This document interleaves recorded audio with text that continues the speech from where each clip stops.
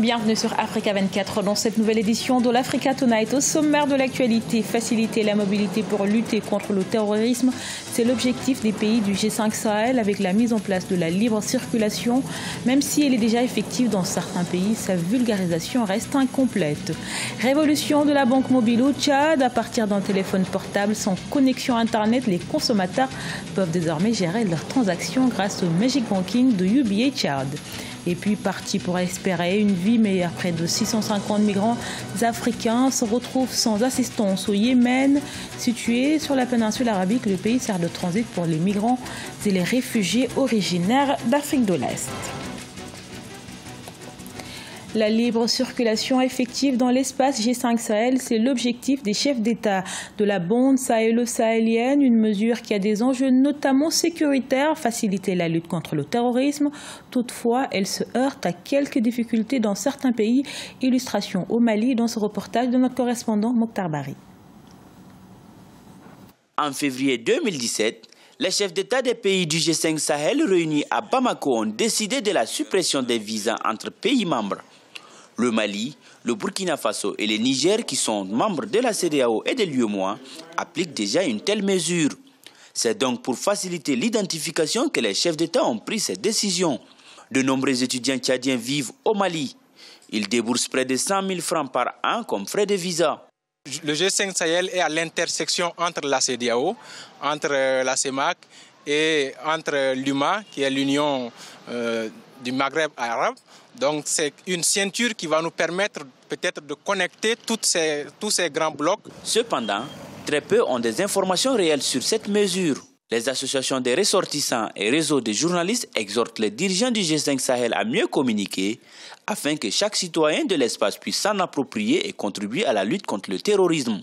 Nous serons heureux de participer donc à des réunions donc pour nous sensibiliser, nous d'abord donc pour nous informer, et à notre tour donc on sera des relais auprès de nos différentes communautés donc pour passer cette information comme quoi voilà donc dans l'espace G5 Sahel donc on est autorisé à circuler librement.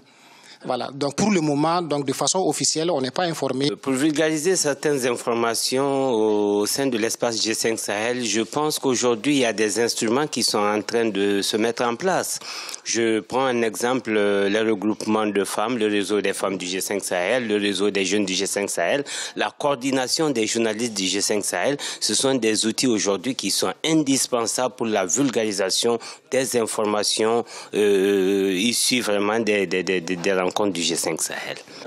S'il est vrai que la collaboration des populations est capitale pour la lutte contre le terrorisme, les forces de sécurité doivent également faire montre de loyauté et d'intégrité vis-à-vis des usagers. En effet, les nombreuses vidéos illustrant les raquettes des forces de sécurité sur les routes ne sont pas de nature à faciliter la tâche à cette noble mission qu'est le G5 Sahel. Avec plus de 227 millions d'utilisateurs sur le continent, le mobile banking continue son essor en Afrique. Au Tchad, par exemple, son potentiel est si grand que les entreprises ne cessent d'y trouver des opportunités. C'est le cas de la UBA. L'institution financière a lancé Magic Banking, une application mobile qui offre des services bancaires même hors connexion Internet. Découverte dans ce reportage de notre correspondant Mahamat Ramadan, commenté par Corinne Komsefem.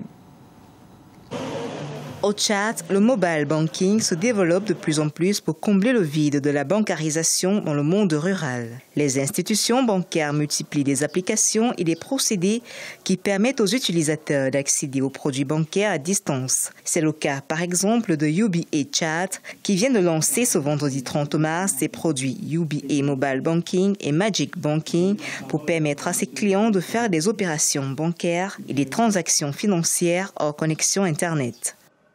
Divers clients qui sont dans des besoins, qui sont en pointe de la technologie nouvelle sont désireux d'exploiter ces produits-là. Ces produits sont attendus du public. C'est des produits vraiment magiques, très exceptionnels, qu'on n'a pas besoin de sortir, aller dans les banques pour faire des transactions. Il suffit de rester chez soi. C'est ou n'importe où, c'est un produit trop nomade. Partout où vous irez, dans n'importe quel lieu, vous pouvez faire l'exploitation de la banque aisément avec ces produits. Le mobile banking offre un niveau acceptable de sécurité de transfert d'argent à travers le pays, même si l'accès à Internet demeure encore un luxe dans certaines régions. D'après certains experts, le mobile banking permettra aux petits commerçants et revendeurs qui évoluent dans l'informel et qui n'ont pas de compte bancaire d'évoluer dans le circuit. Les deux produits sont beaucoup plus sécurisés parce que nous avons 3 niveaux de sécurité sur ces produits, à savoir le numéro de téléphone qui est un identifiant unique pour chaque utilisateur. En plus de cela, il y a pour ceux qui s'authentifient avec leurs moyens de paiement comme les cartes bancaires, ils doivent s'authentifier avec les codes PIN pour pouvoir accéder aux services de la banque. Et le troisième, c'est des mots de passe personnalisés pour chaque transaction. Il n'y a que le client seul qui aurait configuré ces codes au préalable qui pourrait utiliser ces canaux pour pouvoir faire ces transactions. Selon les autorités tchadiennes, ces produits bancaires permettront au Tchad de rattraper son retard dans l'inclusion financière recommandée dans la zone CIMAC et contribueront à dématérialiser les services publics, notamment le paiement de taxes, factures d'eau et d'électricité. Afin de simuler son commerce, le Rwanda lance un portail d'information en ligne. Toutes les informations relatives aux exportations, importations et transports de marchandises y sont présentées gratuitement. Le portail permettra notamment de réduire respectivement de 47 et 91% le temps nécessaire pour importer et exporter les marchandises. Découverte avec Nathalie Mo. Au Rwanda, le temps nécessaire pour importer des marchandises sera désormais de 47% et le temps requis pour exporter de 91%. Cette amélioration significative des échanges est rendue possible grâce à la mise en place d'un portail d'information sur le commerce. Le site internet de ce portail, www.rwandatrade.rw, géré par l'Office rwandais des recettes RRA, a compilé 94 procédures, 680 documents commerciaux et 185 instruments juridiques. Avant cette avancée technologique, les commerçants rwandais effectuaient leurs transactions après avoir rempli des formalités en 532 étapes. Par ce portail, les hommes d'affaires peuvent accéder rapidement à un guide présentant chacune des étapes des procédures du commerce. Ils peuvent ainsi avoir des informations sur l'obtention des licences ou encore des permis et processus de dédouanement. Le Rwanda, grâce à cet outil, s'arrime aux recommandations de la réunion du territoire douanier unique STC de la Communauté de l'Afrique de l'Est, tenue du 25 au 29 mars 2018 en Tanzanie. L'une des mesures phares de ces assises porte à ce propos sur l'application des systèmes TIC transfrontaliers et l'amélioration de la coordination entre les organismes des secteurs privés et publics.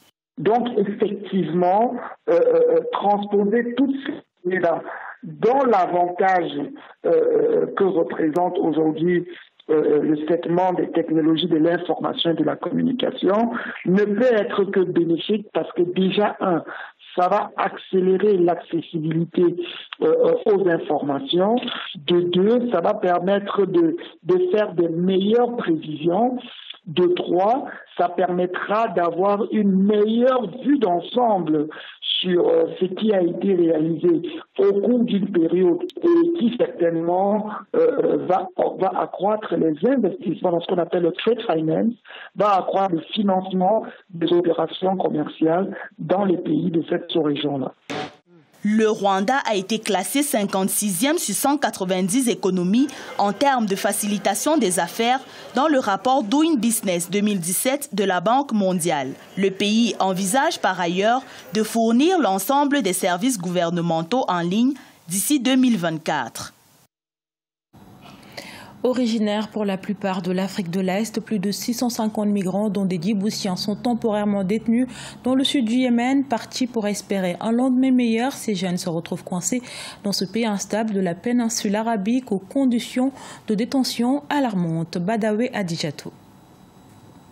Le visage crispé et allongé sur une portion de tissu qui sert de natte, ces migrants djiboutiens méditent tous sur leur sort dans ce centre de détention dans le port d'Aden, une ville portuaire au sud du Yémen. Depuis 3 jours, ils ne reçoivent plus d'aide alimentaire et aucune autre assistance. Arriver au Yémen était pour ces djiboutiens un moyen de se faire une place au soleil. Mais la réalité sur le terrain en est toute autre, surtout quand on ne dispose pas de documents administratifs.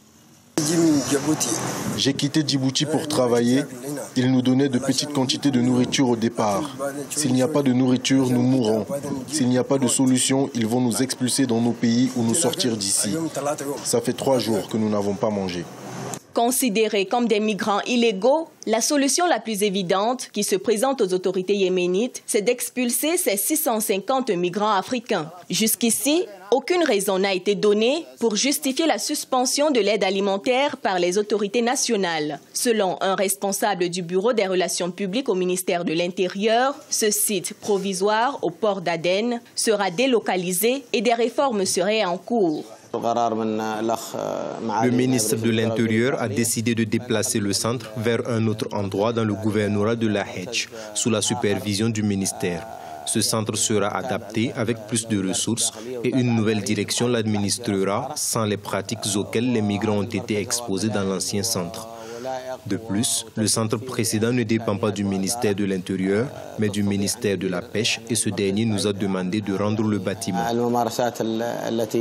Le Yémen est la péninsule arabique qui sert de transit pour les migrants et les réfugiés d'Afrique de l'Est. D'après les autorités yéménites, 15 000 migrants sont arrêtés chaque jour au point de contrôle de la ville.